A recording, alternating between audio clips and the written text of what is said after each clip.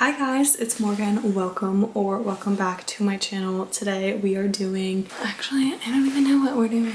Today I have 5 different ways and ideas to save you money while still being environmentally cautious. So let's just get right into it. First up is reusable cotton rounds. I made mine out of an old t-shirt, but you can normally get these from $10 to $15 and literally use them forever. They're so easy to use because all you do is use them and then throw them in the laundry with the rest of your clothes. The only thing that I'll mention about these is that I don't like to use them with nail polish. I only like to use them with like face products. Polish leaves like a weird feeling on like any cloth product. So that's the only thing, but I use them literally for everything else. Next up, I have more of an expensive eco-friendly item. These are stasher bags. I have a few of these and I love them. They are basically just made to replace your Ziploc throwaway plastic bags, but I actually like these a lot better than plastic bags because they're all microwave safe. You can throw them in the freezer and they are actually leak resistant, unlike most plastic bags. Staying with the theme of plastic bags, a lot of grocery stores now are giving discounts to people that bring in their own bags, which I didn't even know this. I learned this because I went to Target and I was like checking out, and the lady who was checking me out was like, she was like, okay, I see that you brought your own bag. I'll give you 15 cents off for your bag or something like that.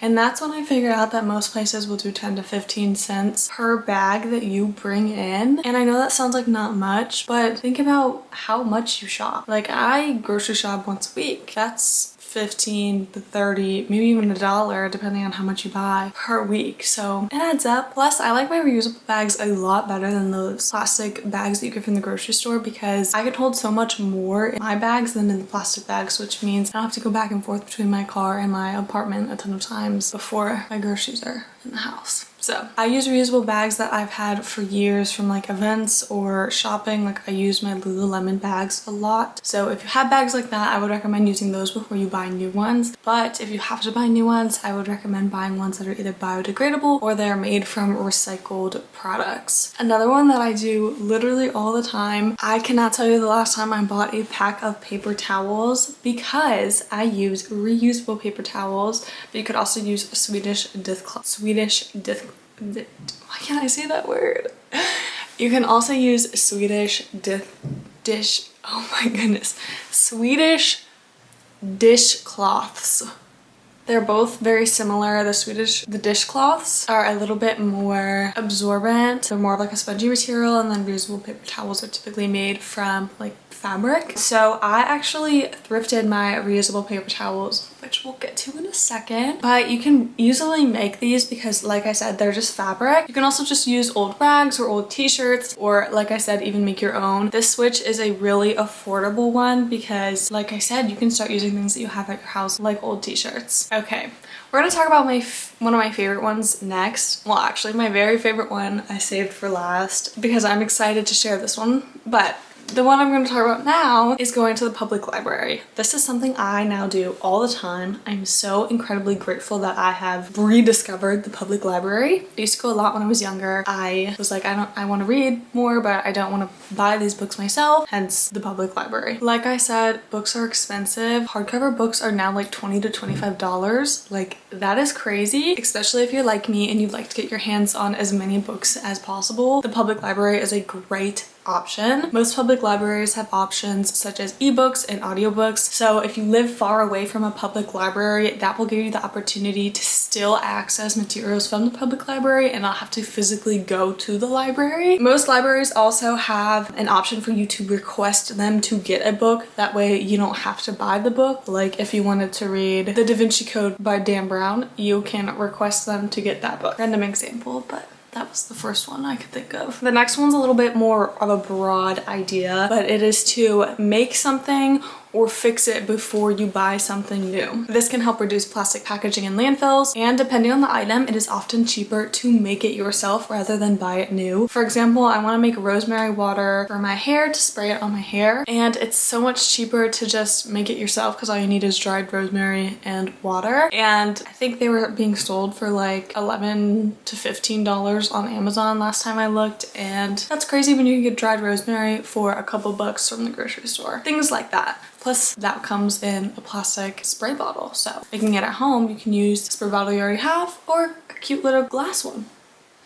I'm about to say that I'm excited about like all of these because this is now the third time I think that I've said that, but the next one is thrifting, and I am about to share with you guys my best kept thrifting secret. Okay, it's not really a thrifting secret, but is the best thrifting hack that I feel like most people don't know about. Also, I thrifted this little vintage Levi's denim jacket by using this thrifting hack that I'm about to tell you guys. Thrifting might be more of an obvious choice to being more sustainable and save you money. So one trick that I figured out while thrifting is if I'm looking for something specific, I'm going to go to an online thrift store. For example, this jacket, I've been looking for a big oversized denim jacket. So I went to Poshmark or any online thrift store. There's also ThredUp, Depop, I can't remember the others, but there's a lot of online thrifting options nowadays. But my favorite one is Poshmark because there's just so much on there. Poshmark has also started to replace Amazon for me because if I need something in a pinch, I need it really quickly,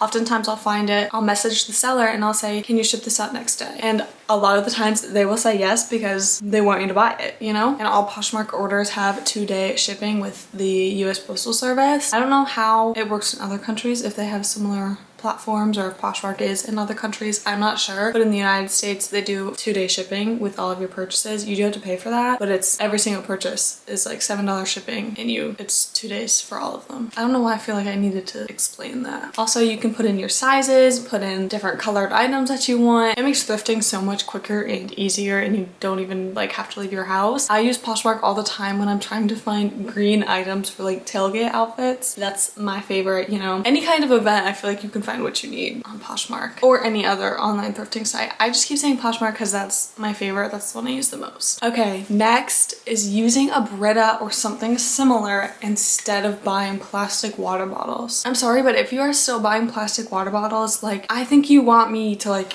have a heart attack. I feel like the only time plastic water bottles are good is if like maybe at the beach and in like case of emergencies. Other than that, I feel like no one should have them. There might be other reasons to have them, but I'm just saying, for the most part, switch to something a little bit more sustainable. I say Brita because I like filtered water and Britas aren't crazy expensive. It's around $20 to $30 for the pitcher or a water bottle, both of which I have and love. The water bottle I think is perfect for traveling because it's one of those that filters like as you drink, and a lot of the time when I was traveling I'd be like, ew, like I don't want to drink the tap water. Some places they tell you not to drink the tap water, so you should check that before you use your Brita and tap water, I feel like, but other places it's fine. The pitcher and or water bottle itself will last you forever. The filters, I think you need to get one every maybe 6 months depending on how much you drink water, how many people are using it, things like that, but it is so much cheaper to do that than to buy a big case of water every time you need more water, especially if you're like someone like me that drinks a lot of water. I drink 2 of these a day, which would be what, like 4 or 5 plastic water bottles, so that's a lot. My next idea is to hang dry your clothes instead of putting them in the dryer. Now, I know a lot of you will be like, oh, I live in an apartment, I can't do that. And yes, I do agree, it makes it a little bit harder because you can't like hang your clothes outside. You can't really hang something really big like a comforter. I always have to put my comforter in the dryer because of that. But what you can do is get a clothing rack that expands and gets bigger, then you can fold it up and put it away. That's exactly what I do and it works for me. I actually prefer doing that. I don't like the dryer, but not running the dryer saves so much energy. Also, while we are on the topic of laundry, I would suggest trying to do bigger loads of laundry rather than multiple small loads of laundry. I always do 2 giant loads of laundry unless I'm doing like bedding. That would be like my 3rd load. I'm running the washing machine a lot less than I would be if I had done a bunch of smaller loads instead of 2 big loads. Again, keeping on this laundry train, buying reusable wool dryer balls. Not only will these replace your single-use dryer sheets, they also cut down your drying time. I think it's up to like 50%, something like that. It greatly reduces your drying time. So again, less energy uses on those things that you do have to put in the dryer. Next is using bar products. Now, some of you may be like, what are you talking about? But you can pretty much find everything in a bar product nowadays, like shampoo, conditioner, body wash, body lotion, face wash. All of it I have seen in bar form. Everything that I use in the shower now is mostly bar products. I still have some older like shampoos and things that I'm trying to use up, but it is for the most part all bar products. And I'm not even being dramatic when I tell you that these bar products have lasted me over a year, and they cost about the same as going to the drugstore and buying a shampoo from the drugstore. The bars go for normally around $15, I think, and that's about what I would have paid for shampoo and conditioner from the drugstore that would last me about half the time, or even less. I used to go through conditioner from the drugstore like there was no tomorrow. Like, it was insane, but now I don't. So they cost about the same price, but they last for a lot longer. I'm about to say something that most of you probably do not want to hear, but I'm gonna say it anyway. Your next option, if you want to save money and be more sustainable, is to eat less meat. Now, this doesn't have to be like all the time, but you can incorporate meatless days. A lot of people do like meatless Mondays. Buying like beans, nuts, tofu,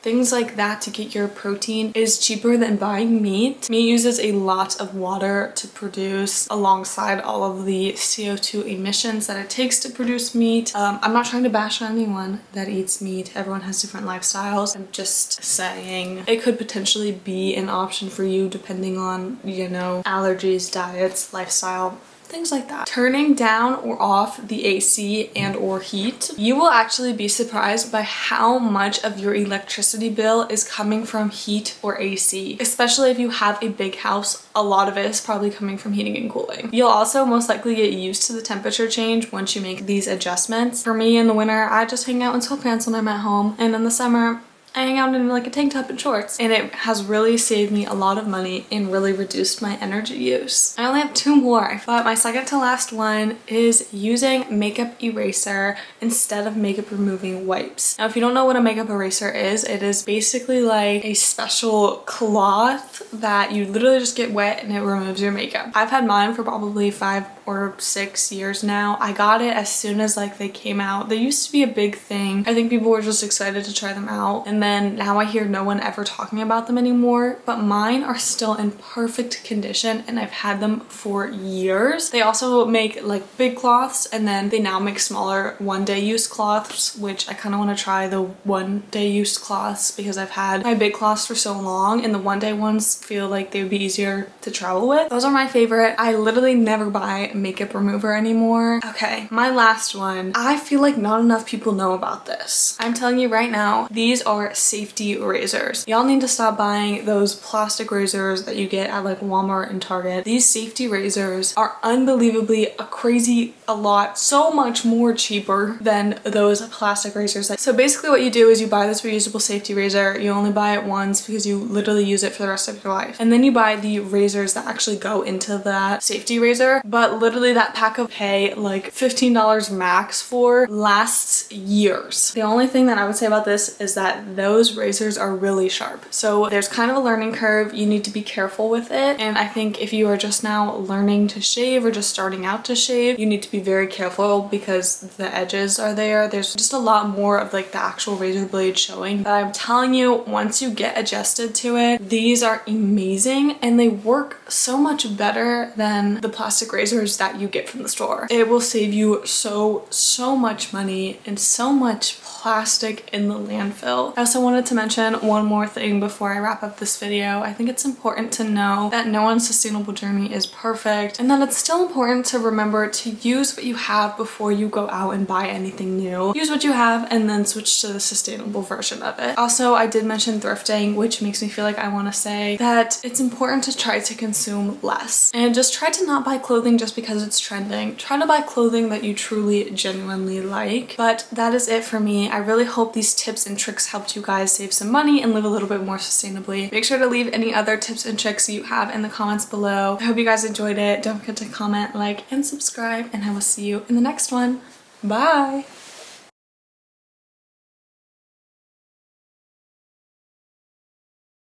Why am I getting so tired? What was I saying? Ah!